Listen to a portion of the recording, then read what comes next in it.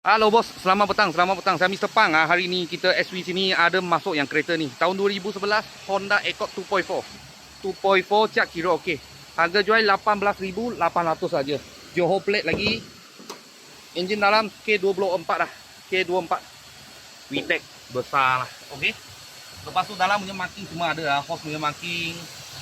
Yang punya sini coolant tank punya marking semua ada. Kereta ekor sejuk, enjin gearbox tak ada masalah, cat kira okey. Kita tengah gosok dia punya lampu, sekarang sudah gosok punya. Nanti polish lah, nanti kita akan buat ini. Pakai lacquer clear punya. Sekarang tengah cuci dalam, bersihkan. Kita punya bekerja sih, tengah lap, cushion, tengah bikin, ini nanti dia pasang balik. Okey, mileage dia dekat 200. Dekat 200. Tapi boleh nampak dia main leather semua okey lagi ya, ori lagi. Kira okey lagi.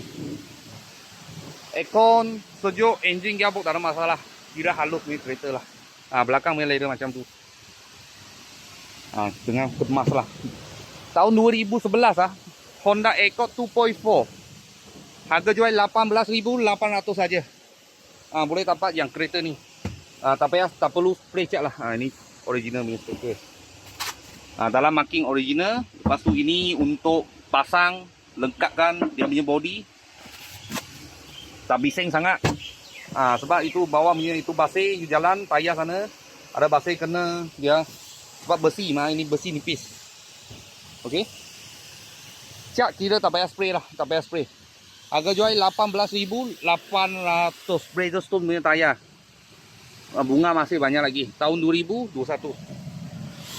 Harga jual harga cash saja 18,800. Kalau bos-bos kawan-kawan saya berminat, boleh kontak saya, tanya ini kereta masih ada tak. Hari ini baru sampai, tengah cuci. Kalau ada apa murah-murah kereta, saya akan video lagi. Thank you bos, thank you.